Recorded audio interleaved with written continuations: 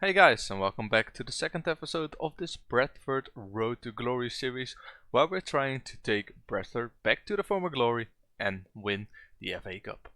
Anyway, we're playing this series fully based on data, which means that all signings we're going to make and the decision which player gets to play on which position are all made based on data and Excel. If you want to know how I do it, go ahead and watch the link in the description. It will lead you to the video where I explain how you can also start playing Football Manager based on data. In this episode we go through the whole first transfer window. We're going to try to sign a couple of players, and I'll also take you through how I set up my Football Manager save when I start something new. Usually the first thing I do when I start a new save is I go to staff and responsibilities, and here you can decide what kind of tasks your backroom staff has to do and which ones you want to do yourself. If you then go to match right here and you see leads friendly matches for Bradford City, I always delegate this and confirm it so it's saved, because I really don't want to be bothered with the friendly matches. It's just preference. If you want to see how your team is performing in those friendly matches, then please don't change this, but I really don't like it. The next thing I usually do is I go to schedule, and then you'll see a couple of friendly matches scheduled right here. I usually cancel all of them since they're usually either neutral or away, and if they're at home you don't get a lot of money from them, but when you schedule them yourself and you make sure that you play at home, you can earn some money from them. So let me just set an example right here. We're going to click on multiple friendly matches. We're going to select all the Saturdays from now on, and then right here you can select which teams you want to invite. So as you can see, it will cost us 200k to invite Huddersfield to play on that Saturday, but it will give us an income of 320k, which means that we're earning 120k just from this match alone. If we then go ahead and we keep selecting big teams such as Oldham, right here Derby, and right here also a larger reputation team in, let's see, Bournemouth. As you can see, with all of these we're paying 400,000 euros, but we're gaining 650, which is an instant profit of 250,000 euros. And since our overall balance is only 1.26 million, it means that because we are getting this money in, we're getting also 250,000 more overall balance. What we could still do is go to arrange friendly and even arrange more friendlies, but I think all of these are more than enough. I might still put one here just because it would be nice for my backup team to also get playing. So we will invite once again Everton to play for us, and we will make another 50k from that. So as you can see, all the away games are gone and we have replaced them with home games, which will give us a lot more income, which internally we can use hopefully this season in January or next season to bring in a lot more players. Hey, 93.5% of you are not subscribed to my channel yet. Please do consider subscribing, as it really helps me out a ton and it keeps me motivated to make more awesome content. With that out of the way, let's move on to the video. The third thing on the list is that I usually take a look at my coaching staff to see if we could still improve a little bit. And as you can see, we can still look for a sports scientist, a recruitment analyst, because I don't want a director of football or a technical director, and also another coach. After me signing, the club looks like this. I've signed another coach, another recruitment analyst, and a sports scientist.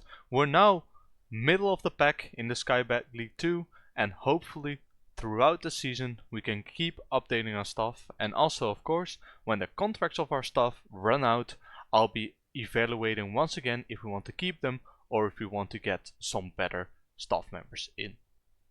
After that, I take a look at my scouting and how I want to do it. I usually create a couple of recruitment focuses, and for this series I'm doing something different.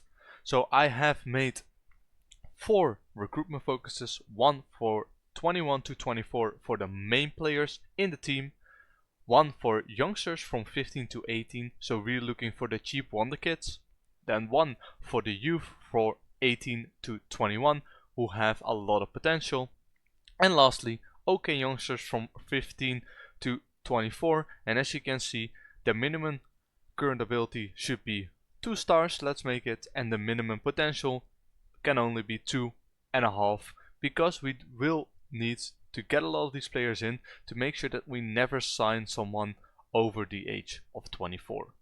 As for the season tickets, we've sold 12,000, which is absolutely insane.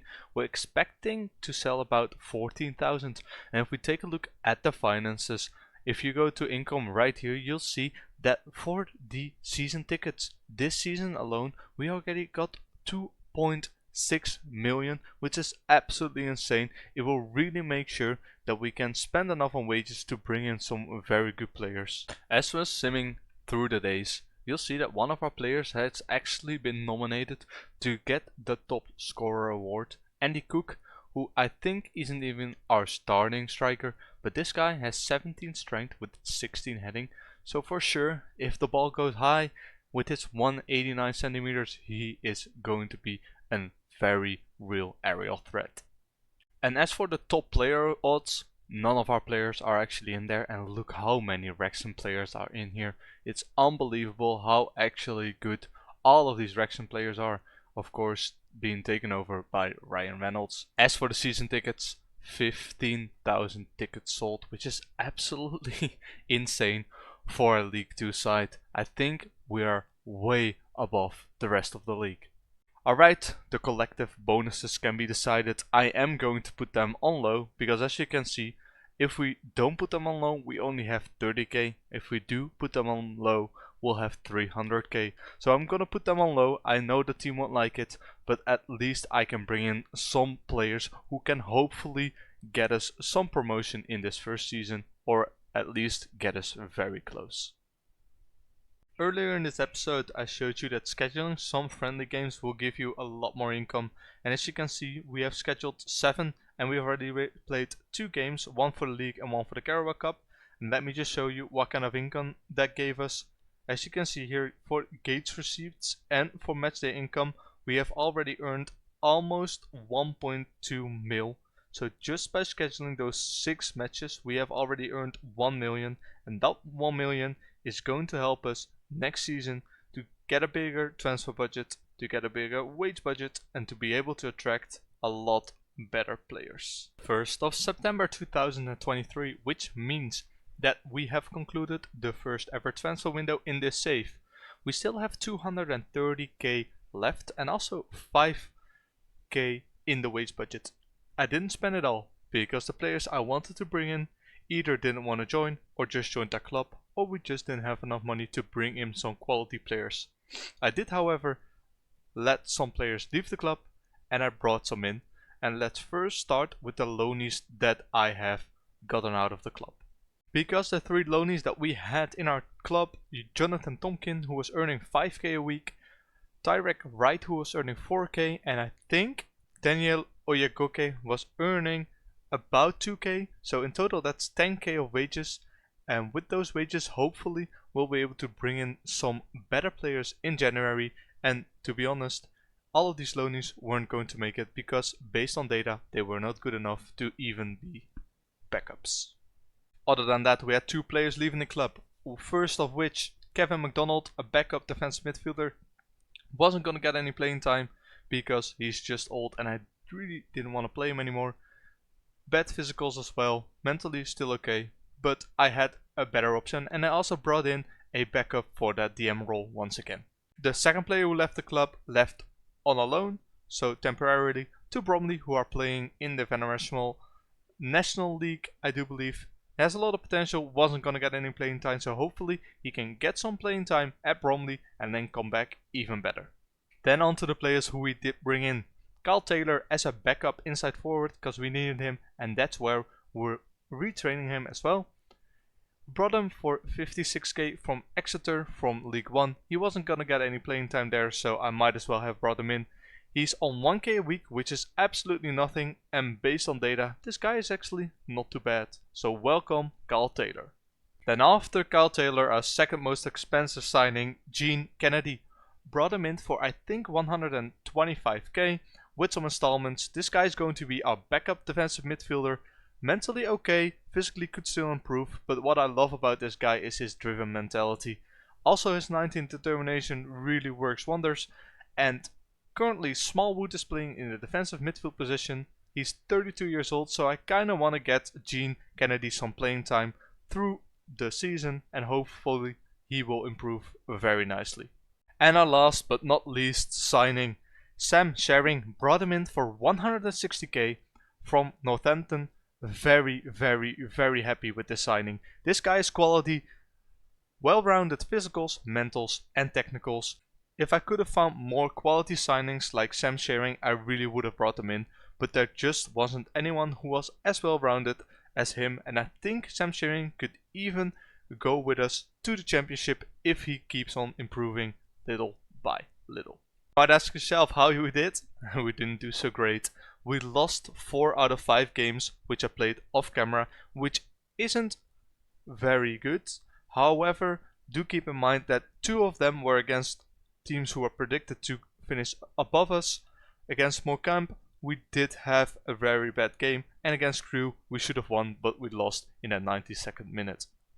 Anyway, I think our team just needs to really get familiar with the tactic, and the cohesion of the team needs to improve. Once all of that happens, we'll hopefully be able to turn it around and try for those promotion spots. However, currently that's not looking very likely, as we are in 18th position in the Sky Bet League 2. We are knocked out by the Bolton Wanderers in the Carabao Cup, but we are still in the FA Cup and in the Bristol Street Motors Trophy. That's going to be it for this episode. I'm going to be playing all of these games off camera and hopefully make some progress in the league.